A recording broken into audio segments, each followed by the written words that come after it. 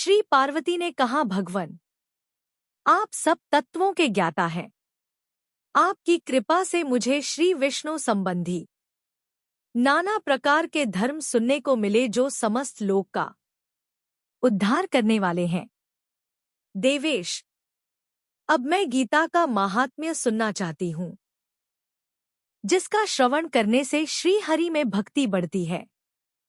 श्री महादेव जी बोले, जिनका श्री विग्रह अलसी के फूल की भांति श्यामवर्ण का है, पक्षराज गरुड़ ही जिनके वाहन हैं, जो अपनी महिमा से कभी च्युत नहीं होते तथा शेषनाग की शया पर शयन करते हैं, उन भगवान महाविष्णु की हम उपासना करते हैं। एक समय की बात है, मुर दैत्य के नाशक भगवान विष्णु शेषनाग के रमणीय आसन पर सुखपूर्वक विराजमान थे। उस समय समस्त लोगों को आनंद देने वाली भगवती लक्ष्मी ने आदरपूर्वक प्रश्न किया। श्री लक्ष्मी ने पूछा, भगवन, आप संपूर्ण जगत का पालन करते हुए भी अपने ऐश्वर्य के प्रति उदासीन से होकर जो इस क्षीर सागर में नींद ले रहे हैं, इसका क्या कारण है? श्री भगवान बोले, सुमुखी, मैं नींद नहीं लेता हूँ, अपितु तत्व का अनुसरण करने वाली अंतर्दृष्टि के द्वारा अपने ही माहेश्वर तेज का साक्षात्कार कर रहा हूँ।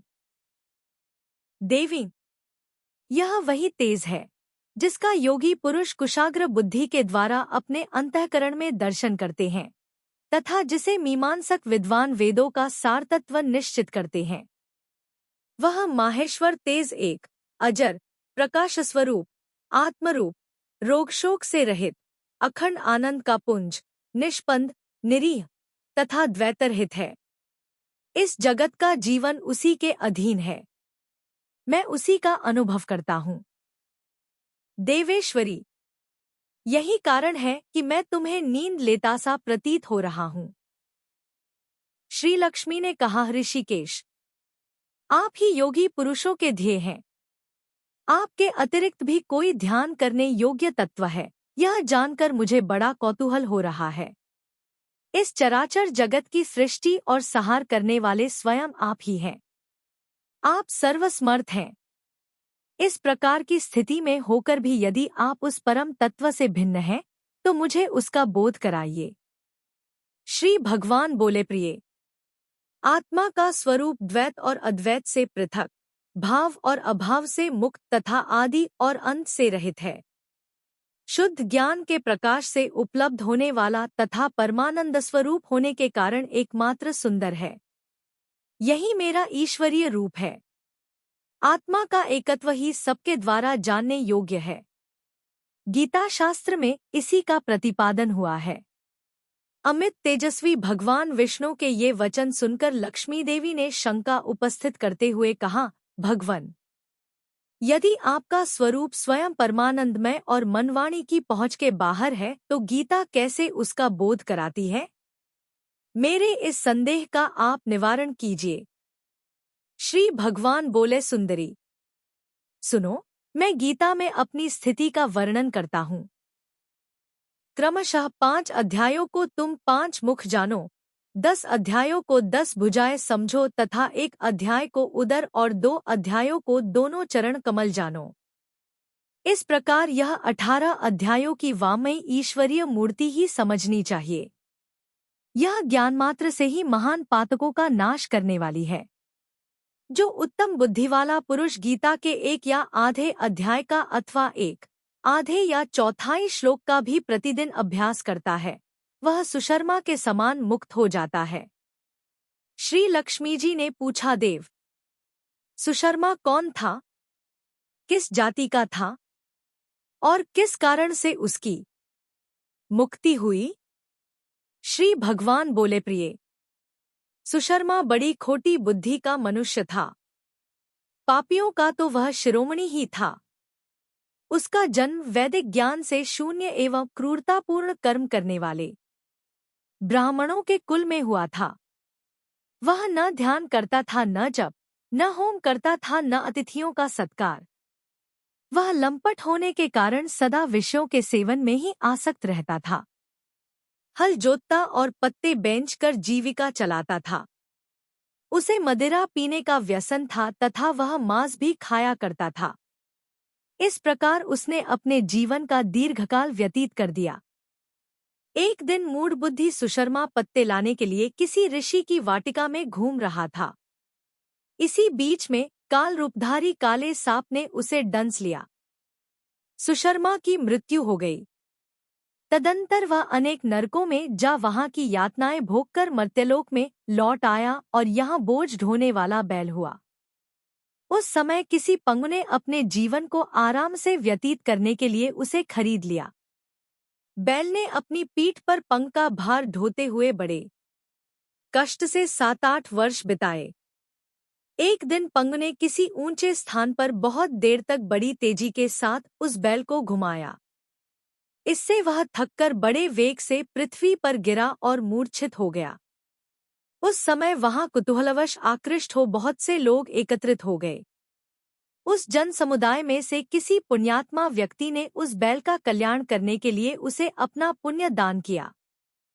तत्पश्चात कुछ दूसरे लोगों ने भी अपने अपने पुण्यों को याद करके उन्हें उसके लिए दान किया।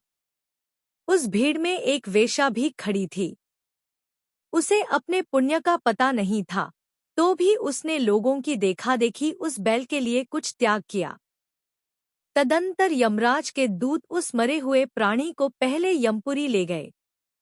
वहां यह विचार कर कि यह वेश्या के दिए हुए पुण्य से पुण्यवान हो गया है, उसे छोड़ दिया गया। फिर वह भूलोक में आकर उत्तम कुल और शील वाले ब्राह्मणों के घर में उत्पन्न हुआ। उस समय भी उसे अपने पूर्वजन्म की बातों का स्मरण बना रहा। बहुत दिनों के बाद अपने अज्ञान को दूर करने वाले कल्याण तत्व का जिज्ञासु होकर वह उस वेश्या के पास गया और उसके दान की बात बतलाते हुए उसने पूछा, तुमने कौन सा पुण्य दान किया था? वेश्या ने उत्तर दिया, वह पिंजरे में बैठा हुआ तोता प्रतिदिन कुछ पढ़ता है, उससे मेरा अंतःकरण पवित्र हो गया है। उसी का पुण्य मैंने तुम्हारे लिए दान किया था। इसके बाद उन दोनों ने तोते से पूछा। तब उस तोते ने अपने पूर्वजन्म का स्मरण करके प्राचीन इतिहास कहना आरंभ किया। शुक बोला, पूर्वजन्म में मैं विद्वान होकर भी विद्वत्ता के अभिमान से मोहित रहता था। मेरा रागद्वेष इतना बढ़ गया था कि मैं गुणवान विद्वानों के प्रति भी ईर्ष्याभाव रखने लगा। फिर समयानुसार मेरी मृत्यु हो गई और मैं अनेकों घृणित लोकों में भटकता फिरा। उसके बाद इस लोक में आया। सद्गुरु की अत्यंत निंदा करने के कारण तोते के कुल में मेरा जन्म हुआ। पापी होने के कारण छोटी अवस्था में ही मेरा माता पिता से वियोग हो गया। एक दिन मैं ग्रीष्म ऋतु में तपे हुए मार्ग पर पड़ा था। वहां से कुछ श्रेष्ठ मुनि मुझे उठा लाए और महात्माओं के श्रय में आश्रम के भीतर एक पिंजरे में उन्होंने मुझे डाल दिया। वहीं मुझे पढ़ाया गया। ऋषियों के बालक बड़े आदर के साथ गीता के प्रथम अध्याय की आवृत्ति करते थे। उन्हीं से सुनकर मैं भी बारंबार पाठ करने लगा। इसी बीच में एक चोरी करने वाले बहेलिये ने मुझे वहां से चुरा लिया। तत्पश्चात इस देवी ने मुझे खरीद लिया।